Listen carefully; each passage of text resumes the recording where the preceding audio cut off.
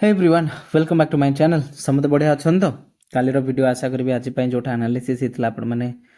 detail देखिथे bitcoin analysis okay bitcoin analysis को in detail पूरा पूरी इन डिटेल आपण मैंने देखिथे किसी शिखा चेष्टा करेंगे ओके आपण मान सामने रंगीन किसी माने आसूची इंटरफेरेन्स एटी किसी आपण मैंने देखुं कौन ये लॉन्ग लिखाई एटी कौन सर्टर सिग्नल मिलती एटी भी सर्टर सिग्नल मिलती what is this exactly this is our special indicator exactly this is our special indicator okay ये जो इंडिकेटर आपन को जोन वाइज बुझे दे जणे दे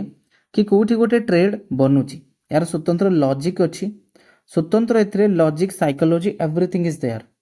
जो माने सिखिबा को चाहती से माने डेफिनेटली सिखिबा को चेष्टा करि परिबे काहे कि ना देखंतु काली मु एई जोन ने आपन मान को एनालिसिस करे कि कहतली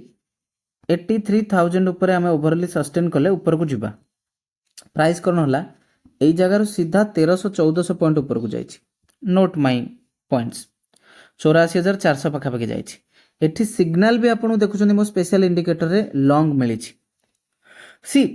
इन market there is no guarantee crypto trading हो स्टॉक मार्केट हो बट आपड़ यदि शिखिबेनि स्पेसिफिक जिनस को ताले जानबे कौन तो जो मैंने ए इंडिकेटर को शिखा चाहती स्वतंत्र कोर्स एथपाई लॉन्च करा जायछि मो तरफ ओके लिंक अच्छी डिस्क्रिप्शन बॉक्स रे डेल्टा एक्सचेंज इंडिया रो आपन पचारे सर डेल्टा एक्सचेंज इंडिया जो सेटा कौन Delta Exchange India is the platform जोठी की क्रिप्टो ट्रेडिंग करूछंती समस्ते आपण माने भी करि परिबे आपण माने को पाकर यदि डेल्टा एक्सचेंज इंडिया रो अकाउंट नाही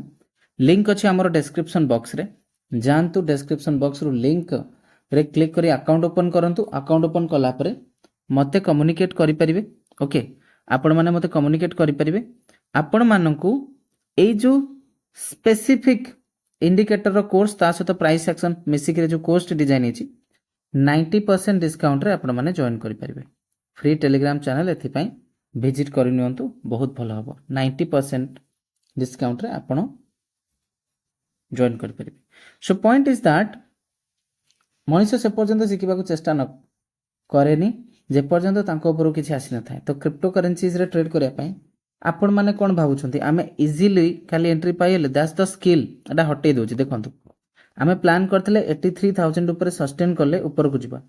1400 पॉइंट पाखापाखि मोमेंटम आम देखिछे ताठू बड़ जिनस आ कौन दरकार गट इट तेबे चलंतु देखिबा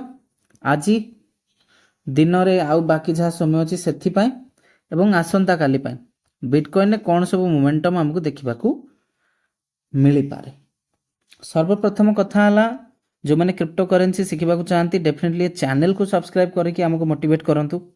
आम free Telegram channel definitely visit करंतु ओके देखंतु प्राइस एठी ऊपर को गला परे सटन गोटे एरिया रू प्राइस पुणी डाउनफॉल देछि एठी शॉर्ट रो भी सिग्नल मिलथिला स्पेशल मो स्ट्रेटजी रे प्राइस पाखापाखि 84,400 रु डाउनफॉल होता 80,600 माने पाखापाखि 4,000 पॉइंट रो डाउनफॉल है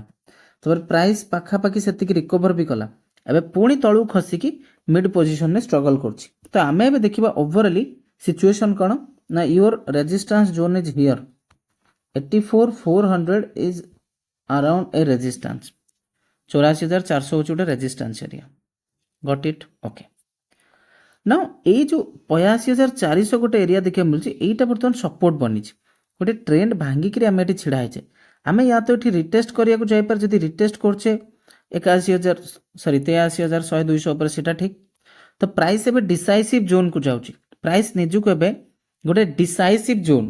गोटे डिसाइसिव एरिया को प्राइस निजुक एबे नहीं कि जाऊँगी ओके प्राइस निजुक एबे गोटे स्पेसिफिक डिसाइसिव एरिया को नहीं कि जाऊँगी जोटा आपण को ध्यान में रहा निहाती दरकार ओके तो प्राइस जदि डिसाइसिव एरिया रे सस्टेन कला upside momentum we may see price जदि 82,400 तले कंटिन्यू कला 700 ରୁ 1000 पॉइंट तलू को मोमेंटम देखा मिल पारे that's the strategy right now माने एटा सिंपल प्राइस एक्शन मु आपण मन बुझौची जदि इंडिकेटर सेटअप को लगेबी